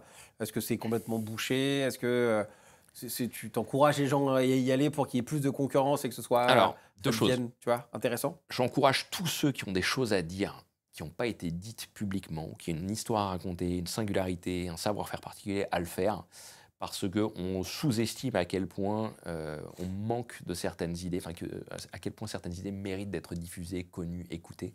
Parce qu'en fait, les idées, ça active vraiment des comportements. Ça peut changer le monde, ça peut changer des vies. Donc vraiment, j'invite tout le monde à tester. Et puis il y en a qui peuvent devenir professionnels. Hein. Encore une fois, ça se teste. Après, c'est un marché monstrueux. Il y a énormément de gens qui se lancent, qui testent, qui essaient. Je te dis, on n'est pas nombreux à en faire beaucoup, mais je pense qu'il y a de la place pour beaucoup plus. Après, c'est un marché aussi où il y a beaucoup d'intérêts économiques et financiers. J'ai cité tout à l'heure les agences de conférenciers qui essaient de placer, de vendre des conférenciers, qui sont au milieu un petit peu de tout ça, qui sont des acteurs aujourd'hui encore un peu, j'allais dire omniprésentes, mais ça tend à disparaître, mais dont il faut aussi beaucoup se méfier. Il y en a certaines qui sont très pro, très sérieuses. Moi, je travaille plus qu'avec 2 qui sont sérieuses. Les autres, je considère qu'elles ne sont pas assez sérieuses. Mais c'est un secteur qui va se structurer davantage, mais surtout, ça manque de concurrence. Moi, j'invite tous ceux qui veulent se lancer dans la vente de conférenciers, devenir, entre guillemets, ces agences, à se lancer, parce qu'en fait, c'est un secteur où il y a encore de la place pour des intermédiaires, pour de la concurrence. C'est un secteur que je ne juge pas assez concurrentiel. Et du coup, j'invite tous ceux qui souhaitent le faire à recommander des conférenciers, à le faire de manière sérieuse, professionnelle, sans avoir des... C'est un peu vieillot, non, en plus. En si France, tu veux, j'ai déjà parlé de ça dans un podcast, mais c'est surtout qu'il y a beaucoup de pratiques délétères ou entre guillemets frauduleuses. Alors je précise, c'est pas tous, mais j'en ai vu beaucoup et je l'ai subi. Tu sais, moi, quand j'ai commencé à faire ce métier, je ne savais pas encore que je pouvais en faire un métier, et donc je ne travaillais qu'avec des agences de conférenciers qui me plaçaient en entreprise. Et donc je pensais que c'était que comme ça qu'on fonctionnait. Et j'en faisais beaucoup. Hein. Je faisais 20, 30 conférences par agence de conférenciers, avec les 4, 5 plus grosses déjà à l'époque. Et un jour, je voulais me professionnaliser. Je me suis dit, en fait, je vais en choisir une qui va me représenter, etc. Et donc, j'ai payé un cabinet d'audit qui a joué au client mystère et qui a été interroger ces agences de conférenciers pour savoir comment elles me présentaient, quels éléments de langage elles utilisaient, quel prix elles utilisaient devant le client. Enfin, tu vois, pour client mystère, tu vois, pour voir comment j'étais représenté auprès des clients. Et je suis tombé de haut, en fait. J'ai vu qu'en fait, elles me vendaient pas. Elles me mettaient pas dans les... Enfin, pas toutes, mais une bonne partie que je ne soupçonnais pas, ne me mettaient pas en avant, ne me citaient même pas. Elles citaient une liste de conférenciers, mais j'étais pas dedans. Et j'ai compris en fait que c'était des commerçants qui essayaient de pousser les conférenciers avec qui ils allaient gagner le plus d'argent, faire le plus de marge. C'est normal, c'est des intermédiaires, des commerçants. Donc, et donc, si tu veux, leur modèle, c'était un peu, celle que j'ai vu fonctionner comme ça, c'était vraiment de prendre le maximum de budget du client. On demandait combien ils ont de budget, puis ils prennent le max. Et puis ensuite, ils essaient de vendre le conférencier qu'elles vont payer le moins cher pour marger le plus. Okay. Et si c'est un conférencier trop junior, le client ne va pas vouloir. Hein, donc, elles vont tester des profils. Et donc, ils vont monter en gamme. Suggérer des conférenciers un peu plus seniors, un peu plus seniors, et puis jusqu'à ce que ça prenne. Et donc, elle marge le plus. Et je me suis aperçu qu'en fait, comme je n'étais pas suggéré, c'est vraiment parce qu'elles n'avaient pas le choix de me vendre qu'elles me vendaient. Et donc, je me suis dit, mais en fait, je n'ai pas besoin de ces agences. Et j'ai discuté avec des confrères qui faisaient ce métier depuis plus de 15 ans, qui sont devenus mes amis tout de suite. Hein, dès que je suis rentré dans ce métier, que j'ai fait beaucoup de conférences avec eux, tout de suite, ils m'ont un peu pris sous leur aile et ils m'ont expliqué, ils m'ont dit, mais tu sais, en fait, il y a une règle, c'est que les agences de conférenciers, parce que moi je pensais qu'elles m'aidaient, qu'elles allaient me développer mon business, mais pas du tout. Ils m'ont dit en fait la règle c'est que quand tu as besoin d'elles, ces agences elles sont pas là, elles vont pas te vendre. Et c'est ce que me disent tous mes confrères qui se lancent, qui sont référencés, ils me disent elles m'ont pas vendu en fait, je suis référencé depuis 2 ans dans telle agence et j'ai pas travaillé avec eux. Et à l'inverse, quand tu n'as pas besoin d'elles, que tu as beaucoup de demandes, là elles arrivent. Donc ça veut dire qu'en fait, elle surfe un petit peu sur ta demande, entre guillemets. Et donc, j'ai vraiment complètement écrémé tout ça. J'ai lancé mon site, j'ai expliqué à mes clients qu'il fallait nous contacter en direct, parce que tous les conférenciers professionnels sont contactables en direct. Et maintenant, je travaille qu'avec une extrême minorité d'agences qui sont très transparentes sur les prix, les conditions. Parce que si tu veux, quand tu fais appel à une agence de conférenciers pour travailler avec un conférencier, Il faut vraiment être vigilant avec toutes ces pratiques. Il faut vraiment que tu aies de la transparence parce qu'elles te disent qu'elles sont transparentes sur les prix, sur les commissions. Elles vont te dire on va prendre 10% de commission sur un conférencier, alors qu'en fait, c'est souvent des commissions cachées. Elles disent qu'elles prennent 10% côté conférencier, mais elles disent aussi la même chose côté entreprise. Mais en réalité, elles prennent beaucoup plus. Et tu ne sais jamais combien tu as été vendu en tant que conférencier. Moi, j'ai des confrères qui ont été vendus 3 fois leur prix, tu vois. Et quand ils l'apprennent que l'agence les a vendus 3 fois leur prix, ils sont furieux parce que la valeur ajoutée d'une agence qui va recommander un conférencier, s'occuper de sa logistique, enfin, tu vois, il y a une valeur ajoutée quand même. Bah, ça ne vaut pas 2 fois le prix du conférencier. Moi, je ne pense pas que ça vaille 40% du prix d'un conférencier non plus. Ça vaut peut-être 10%. Et tu as des agences qui ont des commissions raisonnables, qui sont transparentes. Moi, je travaille plus qu'avec celle-là, mais j'essaie de forcer vraiment. On est plusieurs confrères à essayer de nettoyer un peu ces pratiques. Ça s'est un peu amélioré depuis quelques années, mais parce que tu sais, Internet est en train de faire sauter tous les intermédiaires. Donc forcément, ces agents sont touchés.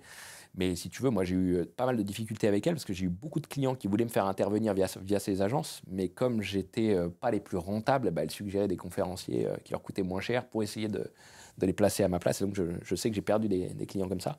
Donc, on a ça aussi à défendre en tant que conférencier. Mais comme je le disais, j'invite tous ceux qui veulent se lancer dans le business de vente de conférenciers à se lancer. C'est très simple, il suffit de gagner la confiance de quelques conférenciers, de faire du référencement, parce que c'est un business de SEO en fait.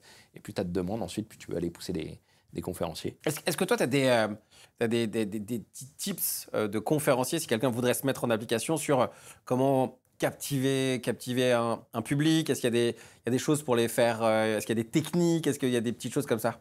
Alors j'en ai plein.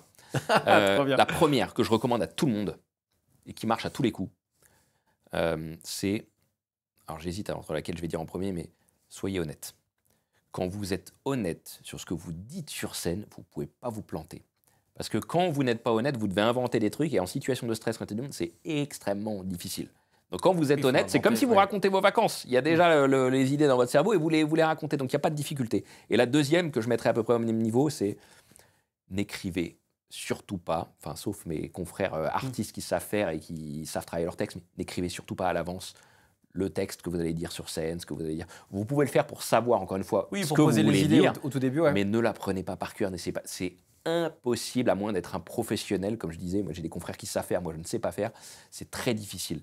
Ce qu'on nous apprenait à faire à Sciences Po, c'est savoir ce qu'on pense sur un sujet, les grandes idées, les grandes thématiques, et soyez suffisamment confiant d'en parler comme si vous en parliez à un ami à qui vous racontez vos vacances. Si vous savez faire ça, vous allez en parler de manière naturelle, et là, le cerveau ne se trompe pas. Quand vous faites ça, vous synchronisez le cerveau des gens dans le public sur le vôtre. Il y a un super TEDx qui a été fait sur Your Brain on Communication qui explique ça très bien. Et quand vous mentez pas, vous allez activer les mêmes zones des gens du public sur votre cerveau et ça va être agréable. Donc premièrement, vous ne mentez pas, vous connaissez votre sujet et vous le racontez comme si c'était des vacances à qui vous racontez à vos amis. Ensuite, sur des tips simples pour maintenir une attention, des choses comme ça, c'est inclure le public. Posez des questions, faites lever des mains. Moi, il y a un truc que j'adore faire sur scène, c'est j'inclus les gens dans mes raisonnements en leur montrant qu'ils se plantent tous. Mais comme je les inclus dans mes raisonnements, en fait, ils sont contents parce qu'ils font le raisonnement avec moi et ils changent d'avis à la fin. J'adore faire lever des mains et que tout le monde lève la main sur un sujet. Je leur dis, non, je vais vous montrer l'inverse. Et je fais la démonstration avec eux, étape par étape, argument par argument. Et en fait, je change leur manière de voir le monde. Et à la fin, ils disent, j'avais pas vu les choses comme ça, effectivement. Et là, je les ai ramenés à mon argumentation. C'est vraiment des techniques de persuasion. Et puis après, tu as des techniques purement oratoires, mais c'est vraiment moduler la voix. Ouais, parfois, tu vas parler très fort et tu vas être avec beaucoup d'amplitude. Puis parfois, tu vas t'approcher de quelqu'un puis lui dire quelque chose de manière très discrète comme ça. Mais il faut vraiment moduler les deux, sinon tu vas perdre ton public. Est-ce qu'il y a des techniques un peu limite ou des manières de faire un peu secrètes pour essayer de créer une connexion rapide? Est-ce qu'il y a des choses comme ça ou c'est purement personnel? Alors moi, je pense que la seule manière de créer, je vais revenir sur mon premier argument, mais la seule manière de créer une communication rapide, une connexion rapide, c'est d'être honnête et de vouloir parler aux gens. Comme une conversation personnelle. Si tu n'en as rien à foutre, si tu es là juste pour ton speech, que tu t'en fous de ton public, mais ça ne va jamais connecter. Par contre, si tu es passionné par ton truc, tu as vraiment envie de transmettre, mais là, tu vas avoir une connexion et tu vas la maintenir du début à la fin. Tu sais, j'avais une consoeur, quand j'ai commencé ce métier, qui m'a dit, tu sais, il y a 3 phases dans le métier de conférencier. Première phase, c'est tu es trop content d'y aller à ta conférence et tu es trop content une fois que tu es sur scène. Ça, c'est quand tu commences généralement au début. Deuxième phase, c'est ça te saoule d'y aller, ça te saoule de te lever le matin, ça te saoule d'aller à ta conférence. Mais dès que tu montes sur Ouais, scène, t'es tu content. retrouves ton énergie, tu es trop content et tu te connectes à ton public. Et troisième phase, elle me dit, là, faut arrêter, c'est quand tu n'es pas content d'y aller et tu n'es pas content sur scène et ça se voit et ça se sent. Et il y a eu des artistes, tu vois, qui ont vécu ça un peu et ils n'ont plus le truc, ils n'ont plus envie. Et elle m'a dit, là, faut arrêter. Je crois que tu allais me donner une technique secrète là et donc on n'aura pas de technique secrète. Technique secrète, je te dis. Mais être honnête, déjà, c'est en fait pour de vrai. En fait, il y a être honnête, déjà, c'est la base. Et ensuite, je te dis sur la qualité de l'argumentation, le cerveau déteste le manque de logique. Et donc, c'est vraiment d'avoir une structuration de tes arguments béton. Tu affirmes des choses, tu les justifies avec des arguments, tu l'illustres avec des exemples, c'est ce qu'on apprenait à Sciences Po. Tu mets des connecteurs logiques entre tes arguments, parce que le cerveau, il déteste quand ça manque de logique. Quand il y a un truc qui manque tout de suite, le cerveau, il déconnecte. Et surtout, si tu veux être vraiment rigoureux intellectuellement, tu donnes des contre-exemples dans ton argumentation, la limite. Ne pas hésiter non plus à dire quand tu sais pas. Moi, j'ai parfois des questions du public, je dis, écoutez, j'en sais rien, j'ai pas réfléchi à ce sujet. Autant celui-là, j'ai bossé des milliers d'heures, j'ai telle conviction, telle conviction, telle conviction.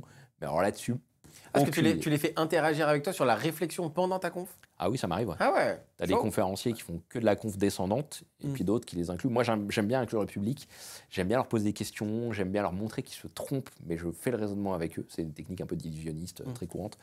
Mais surtout, je te dis, c'est un partage de gourmandise, quoi. Tu te dis, j'ai des sujets qui me passionnent, des idées fortes. Je veux que ce soit dans le cerveau des autres.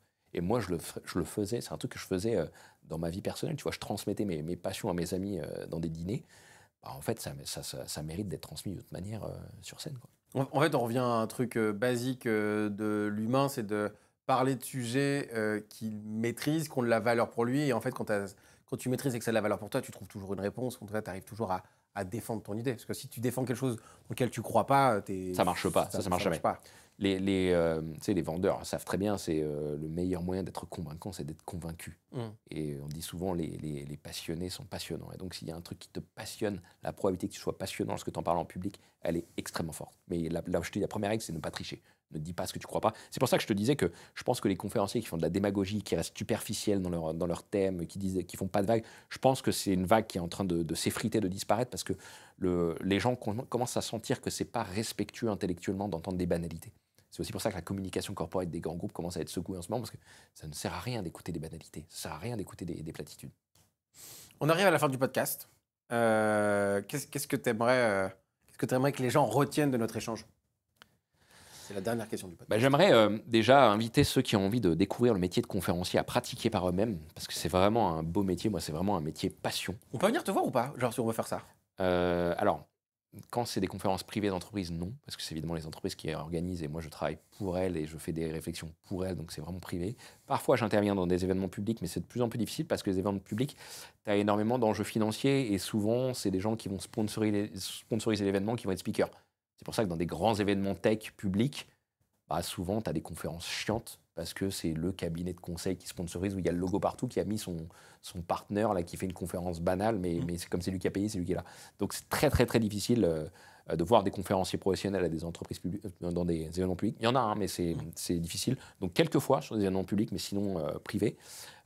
Autre chose, je disais, j'invite vraiment les gens à tester ce métier-là, parce que c'est vraiment un métier passionnant.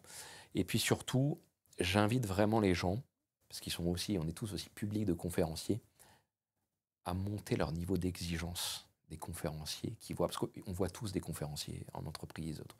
Soyez extrêmement exigeants, comme je le disais, sur la qualité des idées. Ne tolérez plus de banalité, de superficialité, parce qu'on en voit trop et c'est un vrai problème, donc je passe le message.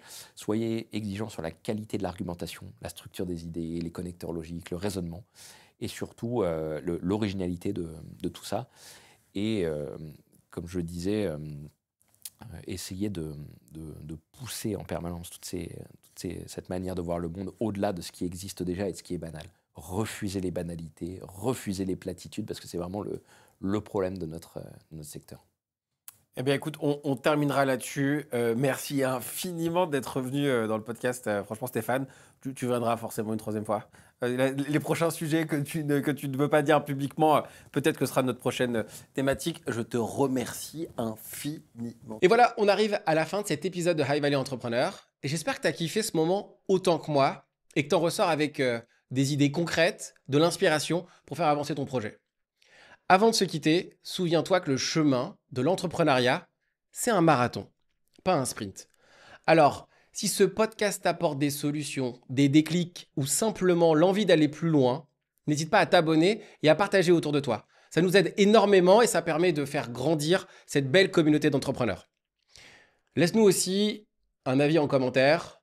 On adore avoir ton feedback pour continuer de s'améliorer et te proposer des contenus toujours plus pertinents. Sur ce, merci d'avoir été là. On se retrouve très vite pour un nouvel épisode et une nouvelle histoire.